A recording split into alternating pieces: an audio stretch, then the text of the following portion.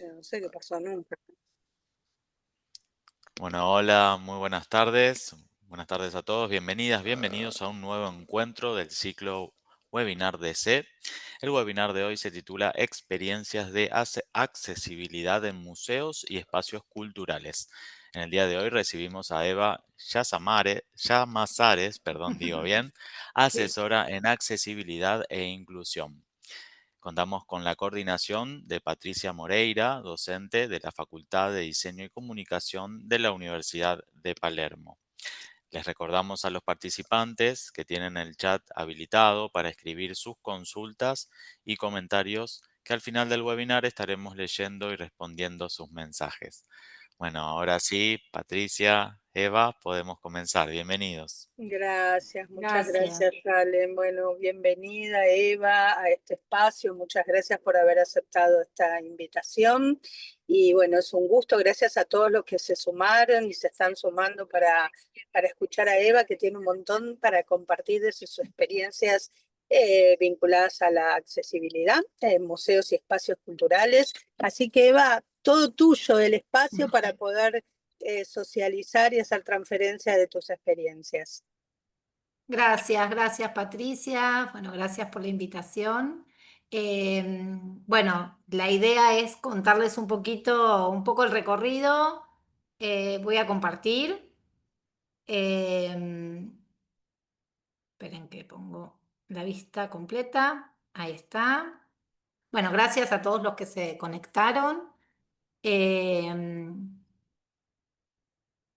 Saben que está, bueno, abierto el chat, pero bueno, la idea es quizás Sí, responder preguntitas al final, si es que las hay, ¿no? Eh, seguramente, y yo igual, Eva, si alguien quiere escribir ahora, yo las voy leyendo y las voy guardando, así que tranquila. ¿Mm? Buenísimo, sí. Dale. Generalmente estoy acostumbrada mucho a las clases virtuales más participativas, pero está buenísimo que pueda tener este momento para contarles un poco el recorrido.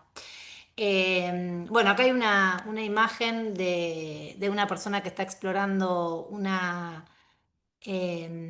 un calco justamente de una cabeza. Se ve la mano y esa escultura.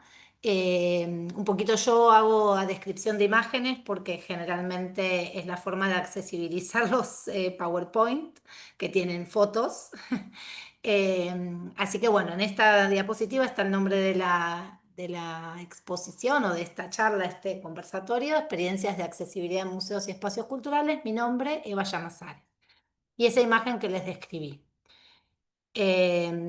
Después, bueno, me hice unas preguntas para contarles un poco a modo de presentación, que estudié hace 30 años, o sea, porque yo en realidad mi educación de alguna manera de grado o superior la hice hace mucho tiempo. Y bueno, estudié Bellas Artes, en realidad estudié, bueno, y una, y soy en realidad profesora de grabado y de escultura, o sea, el arte fue mi primera instancia de formación, que trabajé durante 25 años, justamente cuando estaba terminando de estudiar en la que era la Pueyrredón en ese momento. eh, Entré como pasante al Museo Malva. Y me quedé 10 años en ese museo. Y primero empecé a trabajar en educación en museos, en realidad en este espacio que fue mi formación también práctico-teórica durante esos 10 años. Y después sí me empecé a dedicar a la accesibilidad en espacios culturales y bueno, y en museos también, ¿no? Un poco desde qué paradigma trabajo, bueno, por supuesto, en esta charla o conversación no voy a traer quizás muchos de los argumentos que se trabajan desde la accesibilidad y la inclusión, que están muy asociados a la legislación, a la normativa, a los derechos humanos. Eh, pero trabajo, bueno, desde el paradigma de la diversidad, en realidad desde el modelo social de lo que se llama la discapacidad, en realidad tiene que ver con los derechos, bueno, en realidad de todas y, las personas y que tiene que ver más que nada con lo que me dediqué en los últimos 10 años, ¿no? Y lo último que estudié es una maestría en psicología cognitiva y aprendizaje en Flaxo, que estoy por defender mi tesis, que es un estudio de público de jóvenes, que lo hice en Malva, con una metodología participativa y trabajé con una técnica muy interesante que se llama Photovoz o Photovoice, que tiene que ver justamente con el registro fotográfico y a partir de, bueno, encuestas, entrevistas, se hace como, bueno, una investigación con varias técnicas y bueno, eso da resultados muy interesantes, pero bueno, les cuento así rápidamente como para presentarme. Y un poco lo que les decía voy a empezar como por, por este principio de Malva. Acá en realidad elegí una obra, ahora les cuento cuál es, y también una cita de una de las, bueno, uno de los psicólogos pensadores que es Brunner, que para mí es muy interesante en este libro donde él habla de la educación, puerta a la cultura. Les traje una cita, pero también la relaciono un poco con esta obra que hizo Kapnitzer, que se llama El Museo es una escuela. Pero bueno, ahora les cuento un poquito. Voy a leer la cita de Brunner que dice: la construcción del yo, el sentido de la agencia y las habilidades simbólicas del individuo, la producción y negociación de significados se vinculan estrechamente en el carácter culturalmente situado de toda la actividad humana. Y bueno, esta frase para mí es muy interesante, es compleja, pero bueno, es contundente en relación a la cultura, al contexto, ¿no? A cómo, bueno, somos sujetos que nos, de alguna manera, vinculamos, reflexionamos, nos comunicamos, comprendemos a partir de este carácter culturalmente situado, ¿no? De nuestras actividades, tanto sea en el ámbito de estudio, en el ámbito laboral, en el ámbito, bueno, de quizás de la cultura o de, bueno, del ocio, de las redes sociales, bueno, de muchos de estas prácticas, ¿no? Que nos constituyen. Y en la foto se ve la fachada de Malva con el nombre Malva, que es en metal sobre una de sus paredes. Y en lo que es la entrada, que tiene todo este vidriado, hay un ploteo que es la obra de Kapnitzer, que es esta frase que dice: el museo es una escuela, dos puntos, el artista aprende a comunicarse, el público aprende a hacer conexiones. Después hay una cita sobre esta obra, que es una obra como un site specific que tiene que ver justamente con esta frase en fachadas de museos que hace Kapnitzer en diferentes instituciones, en distintos museos, después también unas postales que traen esta experiencia. Pero me parece muy interesante lo que dice la frase, ¿no? Que habla justamente de cómo los artistas también, a partir de su producción, se comunican y el museo es de alguna manera ese amplificador en el cual los artistas se comunican, y cómo a partir de esa comunicación, de esas obras, de esos mensajes, de esas reflexiones, de esas a veces inclusive denuncias que pueden suceder en una obra artística, el público aprende a hacer conexiones. Bueno, para mí la práctica educativa en el Malva fue de alguna manera la base, el pilar en el que eh, se empezó a construir una práctica, ¿no? Una práctica en la cual había algo que estaba dado, que es que era un museo que ediliciamente es accesible. Entonces ahí ya teníamos como equipo y teníamos como museo, como institución, una de las barreras más concretas, totalmente sin esa presencia, ¿no? Que es lo que después sí me sucede en otras experiencias que tuve a trabajar con otros museos, otras instituciones que quizás tenían estas barreras, ¿no? Estas barreras que eran físicas, concretas, ¿no? El Malva es un museo que, bueno, que el edificio es nuevo, de planta original para ser museo, por lo cual fue pensado a partir, es un museo del siglo XXI, se inauguró en el 2001, y esto hizo que eso, de alguna manera, nos diera la oportunidad al equipo educativo para desarrollar un montón de programas. Y acá es donde quiero comentarles, justo dije, "Ay, voy a buscar alguna foto de aquellas épocas", y la verdad es que No, era un poco hermosos. complejo ese. Entonces fui a buscar un libro, una publicación que se hizo a los 10 años. Saqué una foto, como verán, saqué dos fotos en realidad y medio que las uní.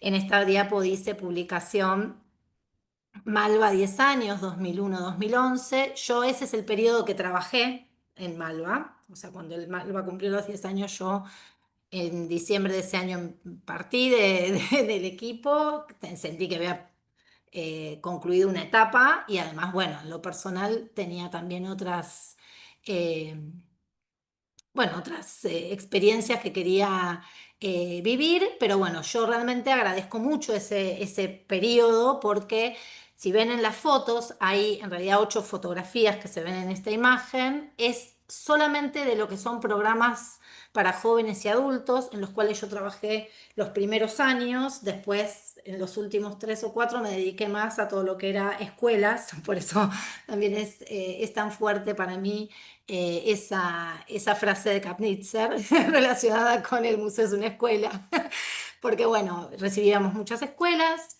y bueno, y ahí también todo lo que tiene que ver con infancias en los museos fue una de las cosas que los últimos años de estar en Malva también me dediqué. Y en estas imágenes se ven grupos que están con algunos educadores, en algunas estoy yo, en algunos están mis colegas, hay algunos materiales accesibles, ¿no? También en estas imágenes. Por ejemplo, en una foto, frente a una obra de Petoruti, hay un grupo de personas mayores que, bueno, estoy viendo yo justamente en esa imagen. Después hay otra imagen en la cual hay un mural que estaba en la terraza del primer piso, que era táctil, entonces tenía toda una textura que podíamos tocar y ahí estamos recorriéndolo, lo está guiando también otra colega, a un grupo de personas con baja visión o con ceguera, pero bueno, era interesante porque todos podían participar también de esa experiencia táctil porque no había problema, se podía tocar. Después hay otra imagen en la cual hay un montón de personas mayores sentadas frente a Manifestación, la obra de Antonio Berni, y otro de los colegas, en este caso Diego, está señalando una de Te iba a las... decir, es Diego. ¿Cuánto hace que Diego está Diego en Murphy, el Malva? Diego Murphy, que también está en la foto siguiente, que está recibiendo también a un grupo de personas con discapacidad. Tienen bastones blancos, por lo cual son personas con discapacidad visual, y hay una persona que es usuaria de silla de ruedas, o en ese momento pidió la silla que ofrece el museo para las personas que necesiten en el recorrido, bueno, poder utilizar la silla para estar más cómoda y poder, bueno, disfrutar mejor la experiencia, ¿no? Después en las otras imágenes, por ejemplo, hay una obra de Tarsila Amaral que tiene delante un material didáctico táctil que es también para grupos con discapacidad visual o grupos que necesiten, bueno, de alguna manera tener una experiencia un poquito más objetual, táctil, ¿no? Donde los materiales a veces se hacen para una población específica, pero después sucede que sirven para un montón de poblaciones. Así que, bueno, eso también sucede en esta imagen. Y después, bueno, hay otras escenas más del ámbito de las visitas guiadas para regulares. Hay otras en las cuales también hay un grupo de personas sentadas observando una obra.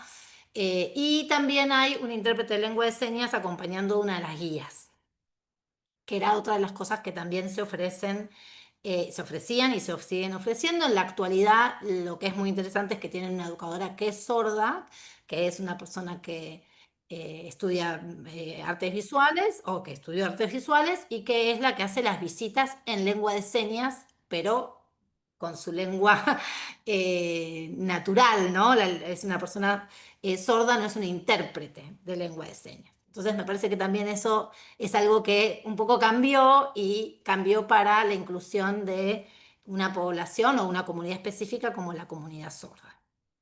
Avanzó y llegó antes de esto igual, de la Dirección Nacional de Museos y de los museos nacionales, pasé por el Museo de la Cárcova, un museo universitario en el cual trabajé 1 año y medio en la gestión educativa, recibimos muchísimas escuelas, también aprendí muchísimo en ese espacio. El museo también tiene ahora un montón de recursos accesibles. Así que, bueno, una de las imágenes que vimos al comienzo es uno de los calcos que se permite tocar, una de las cabezas, ¿no? Bueno, tiene que ver un poco con, le decimos esta ola de accesibilidad que hace unos cuantos años ya está vigente de alguna manera y Argentina tiene de alguna forma como una trayectoria en museos, ¿sí?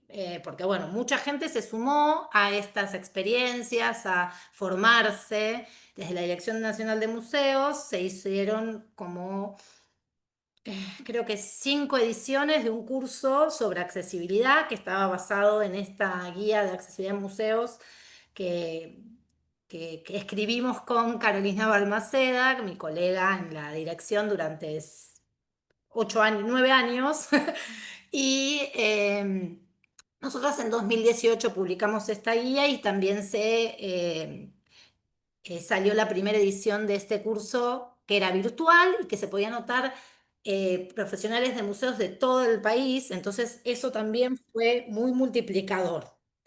Era formación gratuita que se gestaba desde la Dirección Nacional de Museos. Bueno, acá ven en esta diapo la portada de la guía de accesibilidad en museos. Es una guía que entendimos cuando, bueno, yo obtuve en principios del 2018 una beca para ir a un congreso en Barcelona de accesibilidad y educación en museos y ahí pude conocer muchos materiales, pude visitar museos que tenían un montón de dispositivos y de propuestas de accesibilidad, más que nada en Barcelona y en Madrid, fueron los lugares que yo recorrí para un poco nutrirme de qué estaba sucediendo allá. Y una de las cosas que nos pasó es que había mucho material, muchos guías, muchas directrices, y nosotros, bueno, queríamos reunir de alguna manera en un material local algo que tenía que ver más con poder hacer un diagnóstico, un checklist y entender un poco cómo abordar la accesibilidad. Y de ahí surgieron, bueno, una suerte de definición que tenemos ahí en la guía, bueno, dice así, ¿no? La accesibilidad se puede definir como la facilidad con la cual las personas logran el desarrollo pleno de sus actividades en la vida diaria, en todas sus dimensiones. Ser accesibles tiene que ver con proveer diversidad de opciones a todas las personas para que puedan ser autónomas y elegir lo que quieren para sus vidas en las esferas de la educación, el trabajo y la vida cultural. Y la accesibilidad se relaciona con 3 formas básicas de la actividad humana: la movilidad, la comunicación y la cognición. Siempre que estas acciones estén garantizadas a todas las personas, diremos que un espacio, una actividad o un mensaje son accesibles, ¿sí? O sea, ¿a qué nos referimos con la accesibilidad? A un montón de características, muchas veces más funcionales y utilitarias, que dan la posibilidad de que se garantice a la mayor cantidad de personas acceso a, bueno, un espacio, como dice acá, una actividad, un mensaje. Y una de las cosas que trabajamos en esta guía fue hablar de capas de la accesibilidad, o sea, organizamos un poco como conceptualmente la accesibilidad para entender qué es lo que sucedía. Entonces, las capas de la accesibilidad son estas 3 formas básicas de actividad humana, que es la movilidad, la cognición y la comunicación, y que suceden simultáneamente. Yo me muevo, me comunico y comprendo lo que está sucediendo, comprendo lo que me están tratando de comunicar al mismo momento y de forma simultánea. Entonces, yo tengo que garantizar en cada una de las instancias que estas tres capas, ¿sí?, yo las pueda, bueno, accionar, pueda Sí, de alguna sí, que estén manera, a disposición. Claro. claro, tal cual. Entonces, ¿qué pasó? Dijimos, bueno, pero estas tres capas se ponen en jaque en determinados momentos en los cuales la persona se encuentra o se encuentra, o tiene un encuentro, o quiere ir al encuentro de un museo en este caso, ¿no? Entonces, estas superficies de contacto, las llamamos, son 6 superficies, que en realidad la sexta puede ser la primera, porque es la web y las redes sociales, la sexta, pero la sexta en realidad también puede ser el momento previo en el cual yo organizo mi visita a un museo. Entonces voy a mirar en la web o en las redes o voy a acceder a información que me es relevante para yo poder tomar decisiones. Y para la accesibilidad y las personas que requieren determinados apoyos o que requieren determinada información, como saber si hay rampa, no hay rampa, hay ascensor, no hay ascensor, o el ascensor está funcionando o no está funcionando, es muy importante ese canal de comunicación que es la web y más ahora, ¿no? En el cual nosotros todos accedemos desde nuestro propio teléfono, lo tenemos en la mano, esa posibilidad de acceso a la información. Pero bueno, la pusimos última. Pero el primero en realidad es el físico, ¿no? El entorno inmediato y el ingreso. O sea, es cómo yo accedo, llego al espacio, puedo, cómo son las calles, cuáles son los medios de transporte que me llevan a este lugar. Todo eso es el entorno. ¿Qué información tengo en el entorno para saber si hay un museo o no hay un museo? Eso tiene que ver más con lo comunicacional. Y después, una vez que ingresé, ¿no?, el entorno inmediato y el ingreso, tengo el área de bienvenida, que nosotros trabajamos mucho. Ahora voy a contarles un poquito qué herramientas también se desarrollaron para algunos lugares como muy concretos, como por ejemplo el área de bienvenida, que es un espacio clave para que la persona pueda no solo sentirse bienvenido, sino que además ahí encuentre información relevante o contenidos accesibles para poder iniciar su recorrido por el museo. Después están las exhibiciones. Después hay otra superficie que es muy importante, que son los espacios de circulación y permanencia, que eso habla de si yo me puedo quedar en ese espacio, puedo tener momentos de descanso, puedo, bueno, circular por todo el espacio, si un espacio es accesible en todos sus espacios o hay un espacio en el cual ya la cadena esa de accesibilidad se corta, entonces yo quizás no puedo acceder a una terraza, no puedo acceder a un patio, no puedo acceder a determinados espacios del museo. Y después las actividades, por supuesto, que bueno, ahí se engloba un montón. Pero bueno, esta guía es breve y trata de alguna manera, dar estos tips, estas pautas, y tiene como un checklist de qué tener en cuenta en relación a estas tres capas en cada una de estas superficies. Eso es lo que ofrece. Es una herramienta, ¿sí? Es por eso nosotros, de alguna forma, es muy interesante igual después ver cómo muchos espacios en distintas partes del país, de distintas jurisdicciones, no solo nacionales, empiezan a implementar esta herramienta para después poder llevar adelante un plan de corto, mediano o largo plazo respecto a la accesibilidad. Y sabemos que la accesibilidad al 100% es utópica. O sea, y además, como cada vez hay más poblaciones que empiezan a acceder y a estar incluidas, igual, y después vamos a charlar un poquito de la inclusión y del concepto de inclusión, traen nuevos desafíos. Entonces la accesibilidad uno piensa que ya la logró y no la logra nunca. Siempre hay que ir por más. Y acá les traje algunos ejemplos. Por ejemplo, uno de los primeros casos, en realidad mientras estábamos escribiendo la guía, mientras estaba desarrollando el curso en el 2018, comenzamos un proyecto de accesibilidad integral en el Museo Casa Irurtia, que es un museo de escultura del escultor Rogelio Irurtia, su casa, se trabajó en todo lo que tenía que ver con lo edilicio, con lo comunicacional. Bueno, yo acá traje solamente el área de bienvenida como un ejemplo. Nosotros tenemos, bueno, ay no, me quedó el museo, bueno, me quedó acá el nombre del Museo del Cabildo, pero viene después.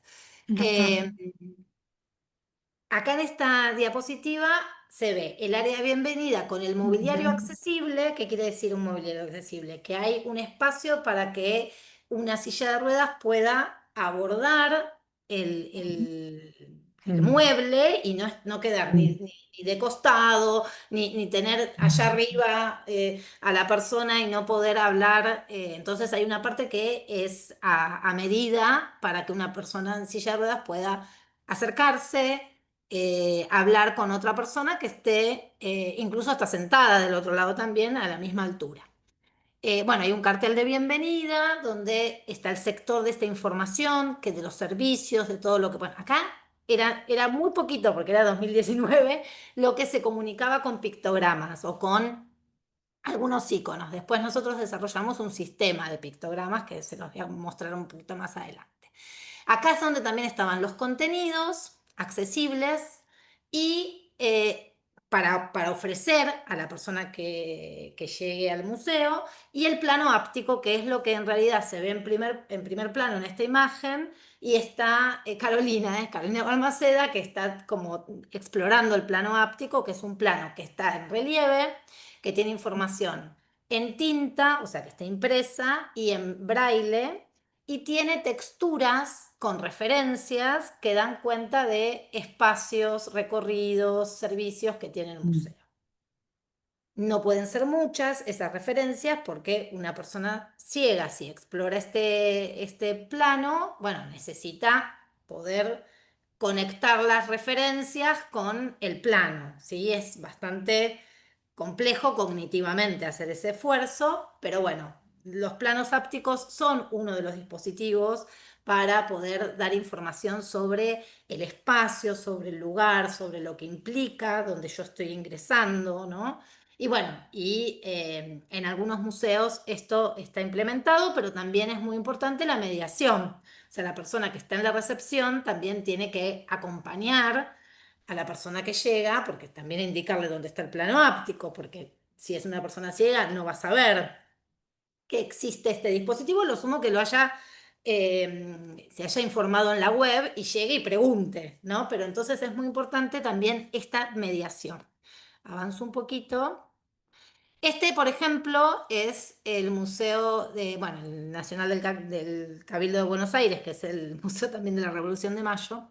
Y acá se ve el cartel de bienvenida, pero ya con los pictogramas en su versión más cercana a la final, que nosotros fuimos desarrollando a lo largo de 3 años. O sea, fue un proyecto bastante largo, que tiene la palabra bienvenida, tiene un texto de presentación, tiene una parte en la cual dice la frase "este museo cuenta con", y ahí aparecen los pictogramas organizados por categorías: servicios, contenidos, actividades, espacios. Y después también aparecen las redes, y se compartió tu experiencia al final, abajo de los pictogramas, en nuestras redes, y aparecen las redes de... Esto está en el área de bienvenida. Yo entro al Cabildo y me voy a encontrar con un mobiliario accesible. Acá nuevamente vemos que en la foto se ve el mueble de recepción, que tiene doble altura, donde también una persona usuaria de silla de ruedas puede acercarse a consultar.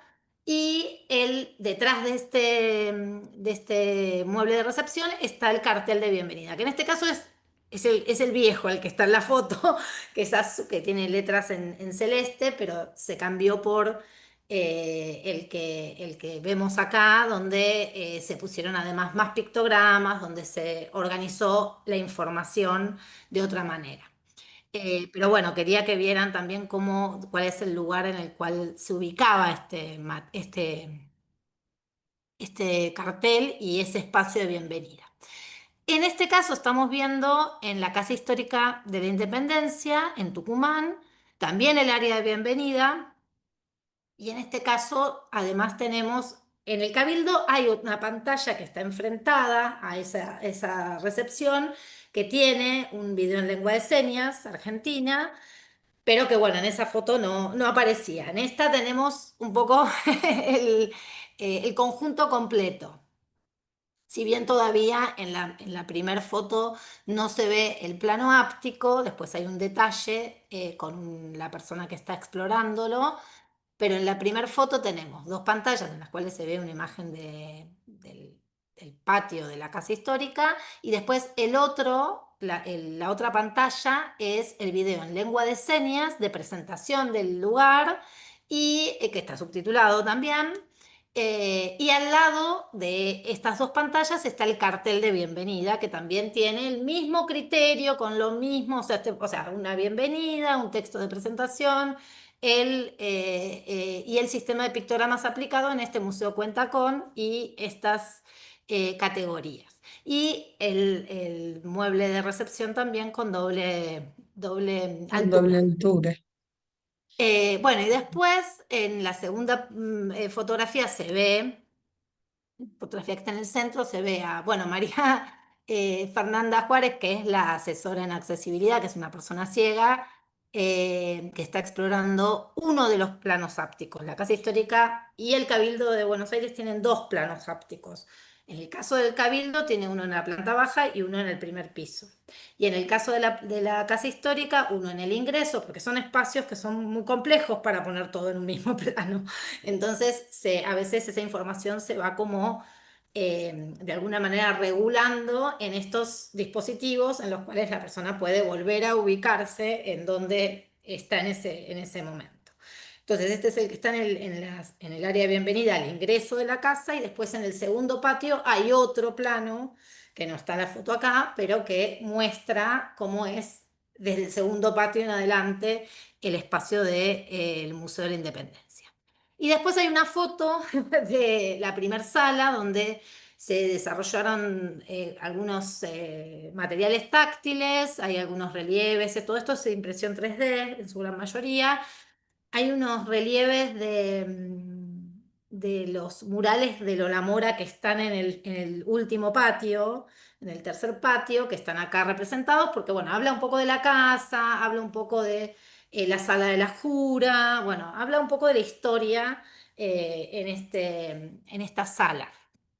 Pero bueno, está esta mesa en la cual se despliegan todos estos materiales táctiles. Avanzo, ¿eh?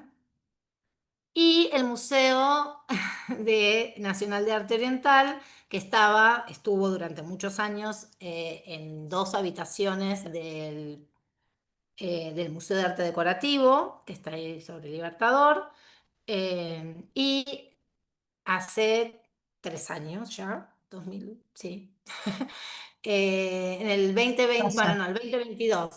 eh, este museo tuvo una reapertura dentro del Centro Cultural Borges. Es complejo encontrarlo porque está en uno de los pabellones, pero bueno, también trabajamos en un sistema, ahí sí estuvimos también 2 años. En el caso del Irurtia y en el caso del Oriental estuvimos 2 años trabajando, todo un equipo interdisciplinario con asesores, personas con discapacidad del área de accesibilidad e inclusión que tenía la Dirección Nacional de Museos en cómo realizar estas adaptaciones, cómo diseñar en realidad con el equipo de diseño de exhibiciones. O sea, ahí se hizo un trabajo en conjunto con el equipo de exhibiciones de la Dirección de Museos también y el equipo del Oriental, ¿no? Entonces se trabajó en varias cosas. Voy a contar un poquito lo que hay en estas imágenes. En Dale. las imágenes superiores, que son del área como de bienvenida, pero ya es dentro del espacio del Borges, es compleja esa área de bienvenida, está el cartel de bienvenida que dice hola en este caso, este cartel, bueno, no se lee acá, pero les cuento, dice hola, tiene un texto de presentación, igual ahora lo cambiaron, pero con el mismo criterio. Y agregaron más pictogramas porque tenían más servicios y más contenidos para comunicar. Pero bueno, ahí tienen lo mismo, tienen el segmento donde están los pictogramas, las redes, y al lado hay dos pantallas en las cuales una tiene la presentación, el video de presentación, Y en la otra, bueno, información así también de actividades o de las exhibiciones. Y en la primera foto se ve un cuadernillo que dice hola. Y ese cuadernillo es uno de los cuadernillos accesibles que ya se habían implementado en el IRURTIA en el 2019. Y es un cuadernillo que tiene en acetato, braille. Debajo de ese acetato que tiene el braille está en tinta, en una hoja, en tinta macrotipo, o sea, quiere decir en letra grande, y en lectura fácil los textos que están en ese espacio. En este caso es el texto de bienvenida, los pictogramas, todo lo que está en ese cartel está en ese hola, en ese cuadernillo. Entonces la persona puede tomar el cuadernillo, incluso hay un sillón, sentarse en el sillón, leer el cuadernillo tranquilamente.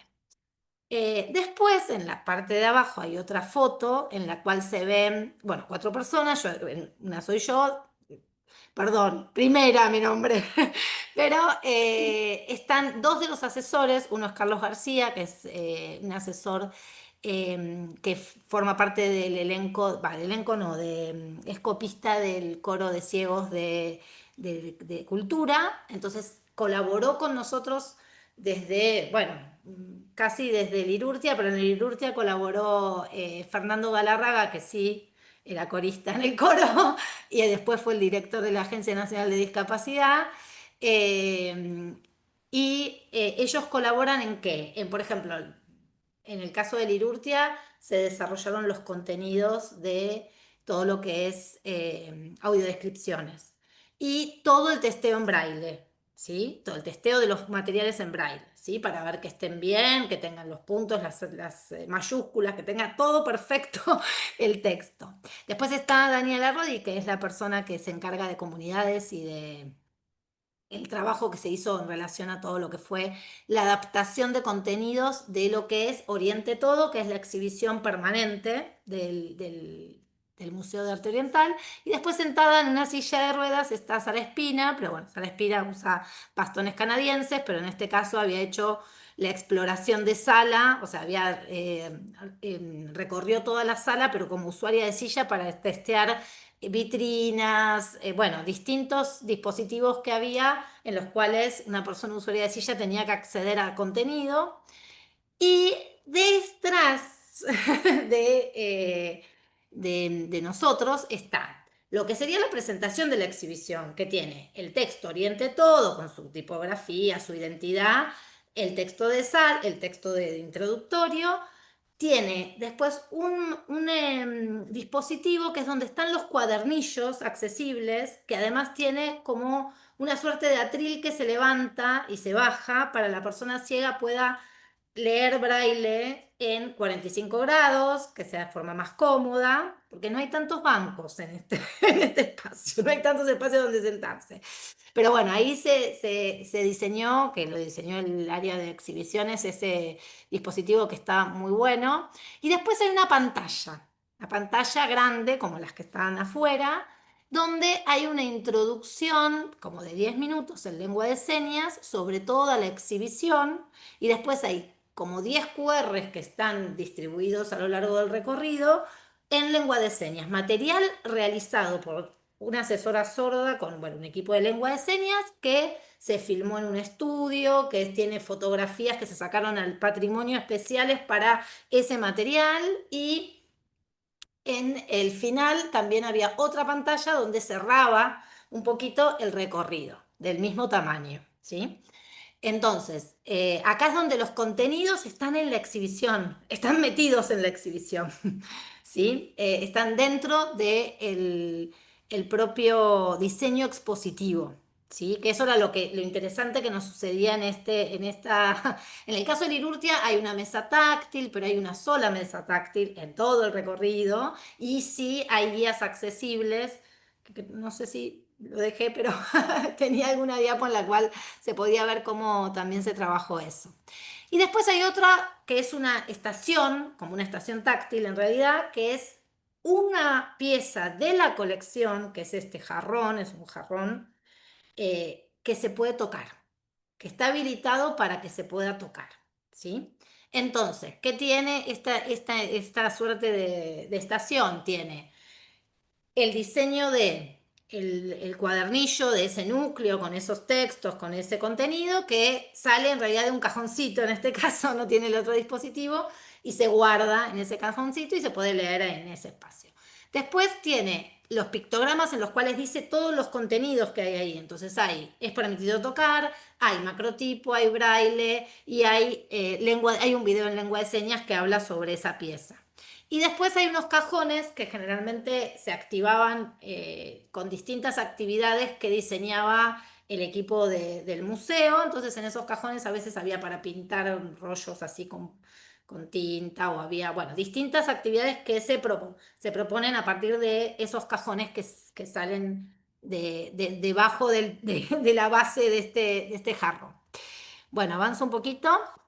Y después comentarles esto, ¿no? De por qué hay como una diferencia entre, de alguna manera, la accesibilidad y la inclusión, que es lo que quiero ahora un poco contar o conversar.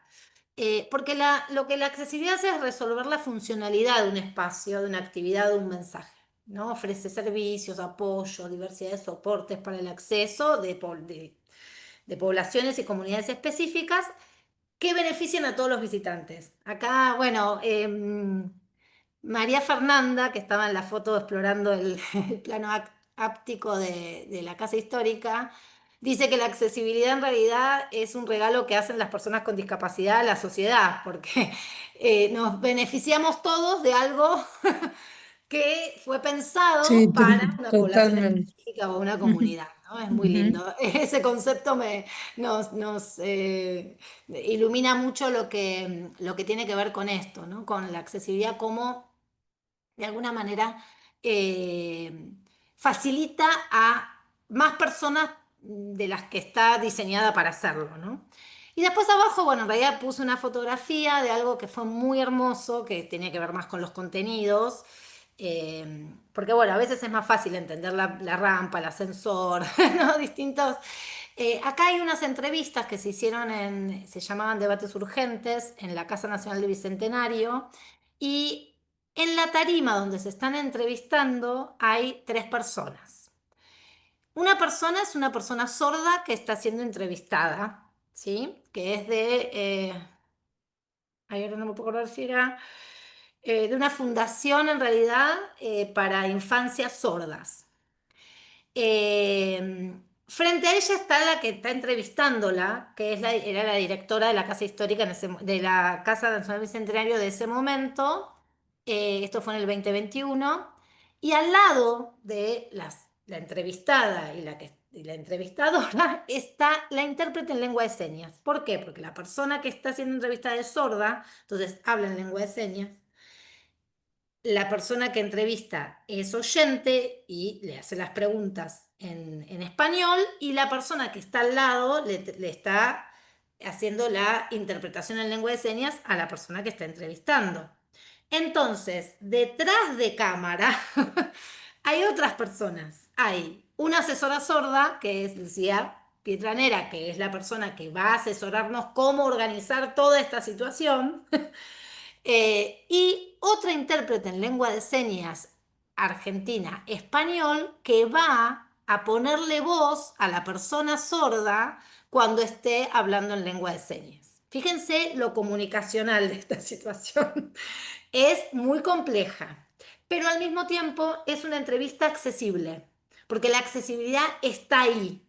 En estas entrevistas no hay un recuadro con lengua de señas aparte o un intérprete, sino que la lengua de señas está presente incluso en los hablantes, ¿no? En este caso, la persona sorda que está siendo entrevistada. Estas entrevistas son varias. Cuando eran personas oyentes las que estaban entrevistándose, se hacía la interpretación en lengua de señas, ahí sí con un recuadro, ¿sí?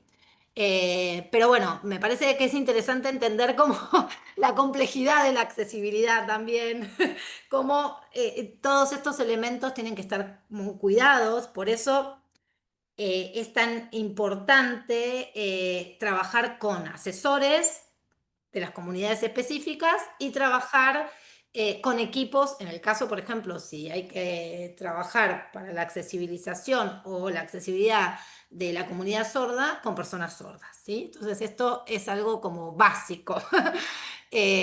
Por eso elegí esa foto. La inclusión es otra cosa. Ahí es donde quizás uno tiene que empezar como a distinguir. Porque la inclusión, o sea, un espacio puede ser 100% accesible hasta lo que podemos hacer el checklist de nuestra guía de accesibilidad en museos, pero no ser inclusivo. ¿Por qué? Porque la inclusión tiene que ver con una política, práctica y cultura institucional. Entonces, eso lo da las personas, las que están adentro de la institución. No lo puede resolver ni un video en lengua de señas, ni una rampa, ni un baño accesible, nada. Entonces, la inclusión transforma la cultura institucional. La inclusión es una respuesta colectiva, cultural y social que garantiza la participación real de los sujetos, las diversas poblaciones y comunidades que son excluidas o vulnerables a hacerlo. Entonces ahí es donde la inclusión está mirando otra película que la accesibilidad. ¿No? Porque un museo puede ser inclusivo sin tener accesibilidad plena. Hay equipos humanos que trabajan desde la inclusión con esto, ¿no? Con los aspectos de la inclusión que son estas tres dimensiones, ¿no? Esto yo lo saco, les cuento un poquito porque viene de la educación también, de un índice de inclusión que en realidad es como un documento así que se hizo en así como, no sé si no es la ONU, es la organización, bueno, son unos investigadores que son sajones que lo que hacen es trabajar o sea, la inclusión en centros educativos. Entonces, ¿cómo medimos la inclusión? Entonces, la dimensionan en estas tres instancias. Las políticas inclusivas, las prácticas inclusivas y la cultura inclusiva. O sea, si uno quiere ser inclusivo, tiene que pensar cuál es su política, cuáles son sus prácticas y cuál es su cultura institucional. ¿Sí? Entonces ahí es donde está un poco la clave. Yo traigo a los museos un poquito esa práctica que viene del ámbito de la educación, o esa idea que viene de la práctica en el ámbito de la educación. Y ahora les quiero contar brevemente, porque ya estamos medio Estamos en sobre el hora, sistema. estamos en hora, pero bueno, pueden hacer preguntas si alguien quiere. Yo voy a avanzar en el sistema de pictogramas Dale. accesibles como para cerrar un poquito con esto.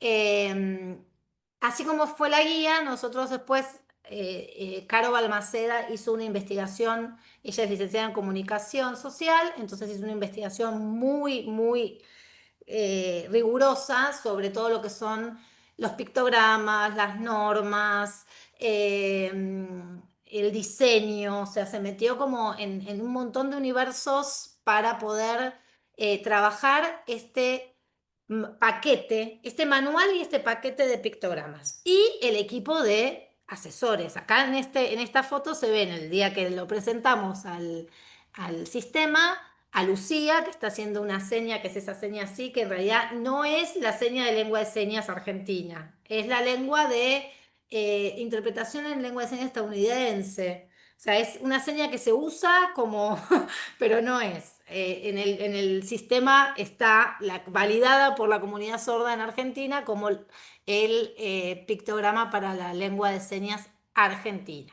Está Carlos García, nuestro asesor ciego que asesoró conceptualmente sobre los pictogramas, porque por supuesto que no es un sistema que está diseñado para personas ciegas, está diseñado para comunicar y por supuesto que se comunican los dispositivos que tienen que ver con el braille, con el plano áptico, con, no sé, permitir perros de asistencia o perros guía, bueno, todo esto está comunicado, pero bueno, era nuestro asesor en el ámbito de cómo tomar decisiones respecto de esos pictogramas. Sara Espina, que fue la que hizo toda, es la asesora en perspectiva en discapacidad, todo lo que tenía que ver más con lo cognitivo, pero como ella además tiene una discapacidad motriz, específicamente también sobre esos pictogramas. Después está Caro Balmaceda y Victoria Perales, que eran el equipo, la intérprete de lengua de señas, el equipo de lengua de señas que trabajaba con nosotros. Y bueno, voy a avanzar así les muestro rápidamente. Este es el sistema de 99 pictogramas que tiene dos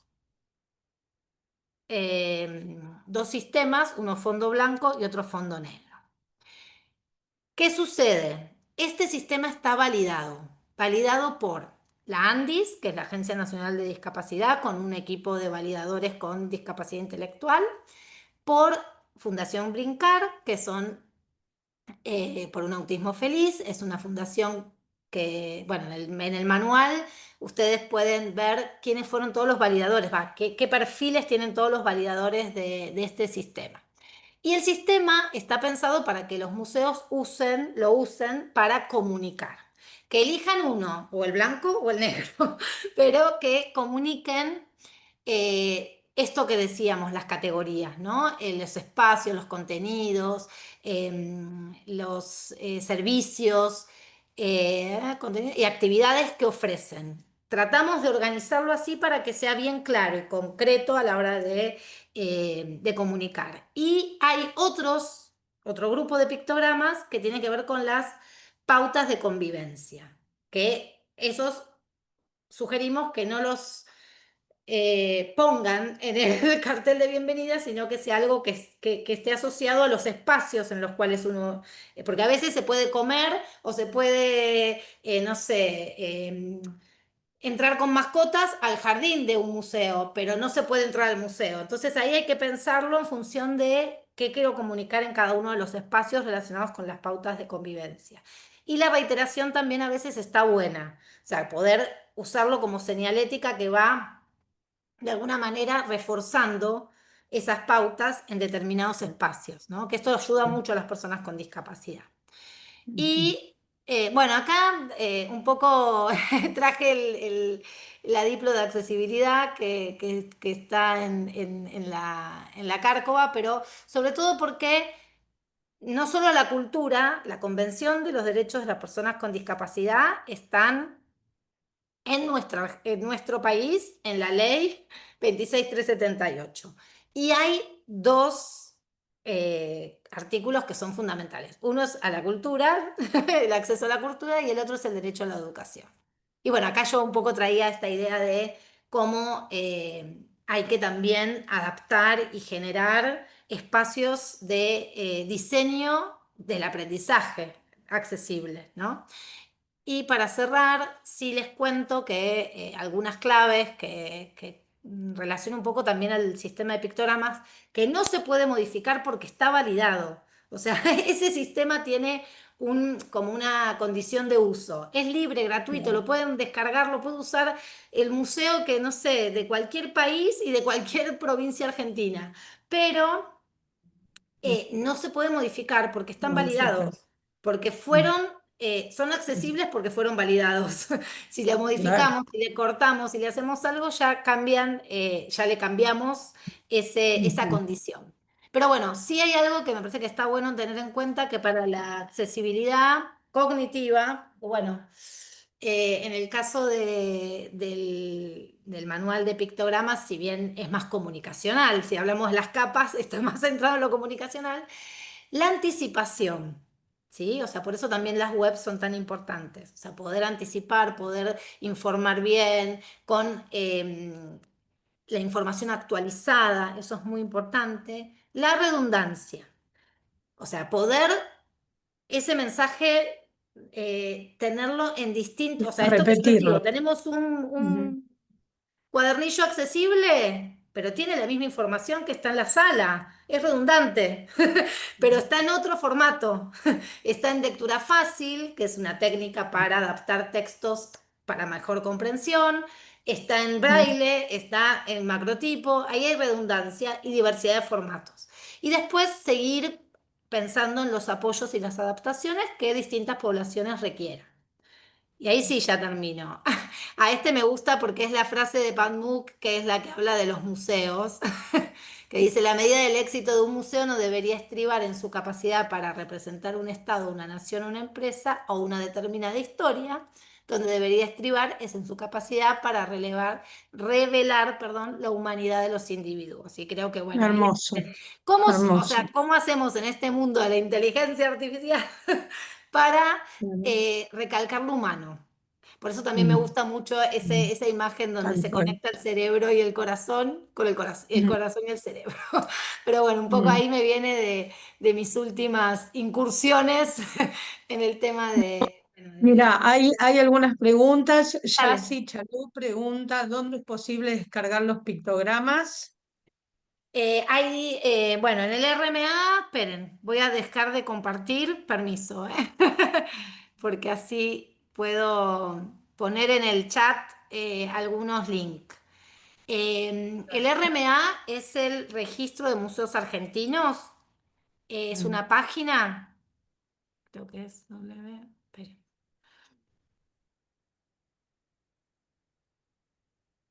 Creo que es punto, esperen que les voy a copiar bien. Y ahí están para descargar el manual. Dentro del manual están los links que llevan Mm. a la página donde se descargan los pictogramas, ¿sí? Ahí está, ahí lo encontré, RMA Culturas, perdón. La vas a compartir Y en el chat. también, ahí está para todos, creo que, no, para todos no, lo puse para, ahí voy, todos en la reunión. Ahí van a poder descargarla. Hay una pestaña que es de publicaciones y ahí está la guía, la van a encontrar, creo que hay una pestaña de accesibilidad, está la guía y está el manual de Los pictogramas. Igual pictogramas. Perfecto. lo voy a volver a chequear. Si lo llegan a bajar de ese lugar algún día, ¿Qué que podría esperemos que suceder? suceda. Sí, sigue estando, existe la página, ya entré. Está en Ibermuseos, en la página de Ibermuseos. Hay dos, o sea, el manual de pictogramas tiene dentro del manual dos links. Uno que va a Cultura, a RMA, y el otro que va a o sea, a Ibermuseos. En esos dos reservorios están guardados los pictogramas. Perfecto. Así que bueno, espero que Sí. les sirva Ujú. esa... Tengo más eh, preguntas antes de terminar. Tengo otra pregunta, espera, que dice, bueno, Anabel Caiza dice, hola, excelente ponencia. ¿Podrías indicarme si existen pautas para la accesibilidad para usuarios con neurodivergencias? Bueno, a ver, justamente hay pautas, nosotros en realidad para hacer el sistema de pictogramas nos centramos en lo que es un banco de pictogramas aragonés, que es Arasac. Eh, a ver, en museos hay algunos museos, tanto afuera como acá en Argentina, que trabajan con neurodivergencia. Uno de los museos que trabaja mucho es el Museo de Arte Moderno, eh, y hay muchas guías sociales. La anticipación es muy importante y la web es un espacio en el cual se pueden colgar muchas materiales para estas anticipaciones, más allá de lo que son los horarios quizás distendidos o espacios que el museo puede habilitar para que familias o personas neurodivergentes puedan ir, así como está en el supermercado, ¿no? Que a veces hay algunos supermercados que mencionan que hay un horario en el cual bajan luces, sacan la música, que no entiendo por qué no tienen que poner música para el supermercado, pero bueno, todas esas cosas que quizás son disruptivas para personas neurodivergentes. Pero, a ver, Fundación Vincar tiene mucho material, también está Visibila, que es la otra fundación que trabaja con el tema de lectura fácil y todo lo que tiene que ver esto con los pictogramas también, ¿no? Que es todo un universo. Es muy importante quizás... sí, asesorarse con este tipo de organizaciones que ya trabajan. sobre los apoyos, porque es muy diversa, neurodivergente, justamente, es muy diversa esa población y quizás no hay materiales tan como concretos, sino que es más conocer Específico. ese grupo específico que va a ir, esas características, entonces es Ujú. como algo un poquito más hecho a medida. Bien. Un poco eso. Eva, Alicia Osipovich hace da una muy buena reflexión que, bueno, es para pensar. Dice, no sé si estaba confirmado que no había sordos, en el formulario no se preguntó, pero no hubo intérprete de lenguas de señas. Muy interesante y enriquecedora la charla y quería hacer esa observación. Y es muy bienvenida esa observación, por supuesto que esto la excede a Eva, más allá de que Eva, yo sé que está haciendo una experiencia maravillosa en Zoom y también sacándole todo el provecho que tiene Zoom en términos de accesibilidad, ¿no? Como plataforma, pero es una buena observación que, bueno, nos la llevamos también desde la universidad para pensarlo. ¿M? Sí, la Y después Priscila dice, accesibilización, maravilloso Eva y que hace muchos así. muchas gracias. Querías decir algo que en No, relación esto de a... que quizás me encanta esa observación. Yo, bueno, hablé mucho también de la comunidad sorda. De hecho, estoy haciendo una experiencia en la cual se hace un espacio Mm, inclusivo de aprendizaje, ¿no? Donde esto se pudo poner en práctica y me parece que está buena esa observación porque es una forma de empezar a visibilizar quizás que la accesibilidad, bueno, es muy amplia y en este caso tiene que ver con, por ejemplo, los idiomas, porque acá lo que tiene es que la lengua de señas argentina, que además también tiene una ley de reconocimiento, es una lengua de gran parte de la población, bueno, la población sorda de Argentina y bueno, es un derecho que hay que seguir, bueno, de alguna manera reforzando. Así que le agradezco ese comentario, porque creo que es como vamos tomando conciencia, ¿no? De que la accesibilidad también, bueno, en este caso lo comunicacional, ¿no? Para que pudiese participar también personas de la comunidad sorda. Bárbaro, bárbaro. Bueno, Eva, la verdad que fue un gusto tenerte, siempre es muy lindo escucharte, yo aprendí de vos mucho en este tiempo y quiero resaltarlo y sigo aprendiendo esto de camino a la accesibilidad y en ese no es una justificación, sino que es un aprendizaje constante que vamos haciendo para nada, ser mejores personas, eso. Y brindar un mundo mejor, así que haberte tenido acá realmente fue importante y te agradezco mucho todo lo compartido. No, ¿Mm? gracias a vos y bueno, a todos y todas las que estuvieron en este espacio y bueno, la verdad que festejo que se siga hablando de la accesibilidad Exacto. siempre que se pueda. Exacto. Muchas gracias a todos por participar y bueno, después recuerden que este conversatorio va a estar grabado en el canal de los webinars de diseño y comunicación de la Universidad de Palermo y lo van a poder volver a ver y compartir. Así que muchas gracias a todas y bueno, buenas tardes. Chao, Gracias, gracias. Eva. Chau, chau.